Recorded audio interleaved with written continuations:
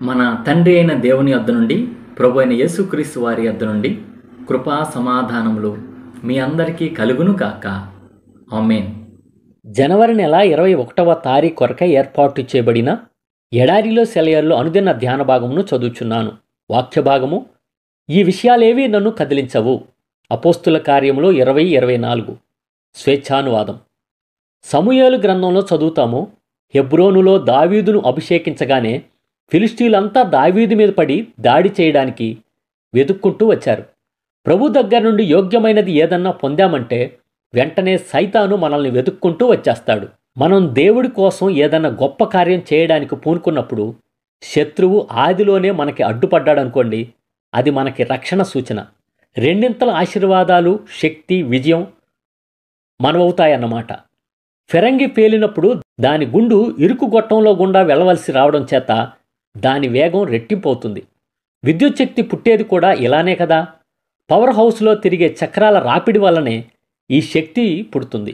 ఈ విధంగా మన ఆశీర్వాదాలకు దేవుడు సైతానును కూడా సాధనంగా వాడుకుంటాడు అని అర్థమవుతుంది. వీరుడి జీవితం విరిపాన్పు కాదు, ముళ్ల తోట అతని బాట. మహనీయుల నివాసాలు చెరసాలలే. పెనుగాలులు తగిలేది నేరుగా తెరచాపకే. విజయానికి బాటలే కష్టాలు. లోయదారి గుండా నడిచి వెళ్తే రాజబాట వస్తుంది గదా. గొప్ప విజయాలన్నింటి మీద కష్టాల ముద్ర కనిపిస్తుంది. కఠినమైన మోసంలోనే కిరీటాలను పోతపోసేది. దుఃఖగానుగులో నలగకుండా ఎవరికీ ఘన విజయం రాదు.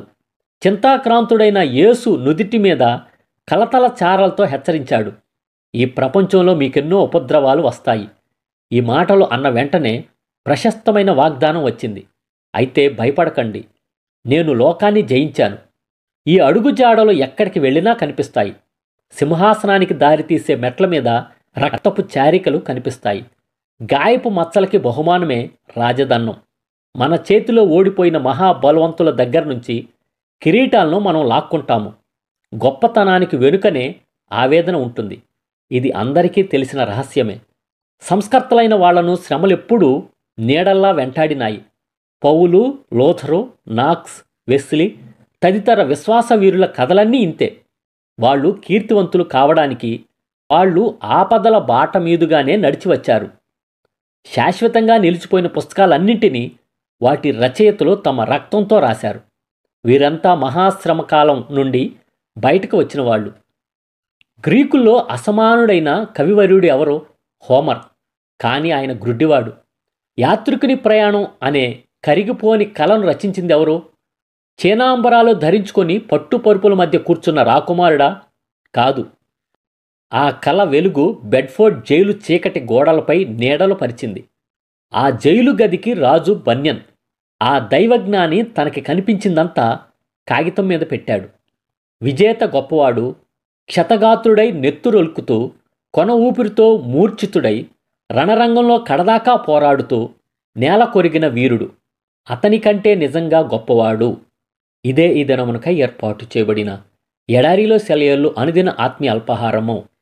సమస్త జ్ఞానమునకు మించిన దేవుని కృపా సమాధానము ప్రభు అయిన యేసుక్రీస్తు వలన మీ హృదయములకు, మీ తలంపులకు కావలి ఉండును గాక. Amen. Praise the lord. Shalom. ప్రార్థన. పరిశుద్ధుడా, ప్రేమ కలిగిన తండ్రి, జీవం కలిగిన దేవా, జీవాధిపతి, మా కొరకు ఇచ్చిన మరొక మంచి వర్తమానం బట్టి వందనములు స్తోత్రం తెలుసుకుంటున్నాం తండ్రి.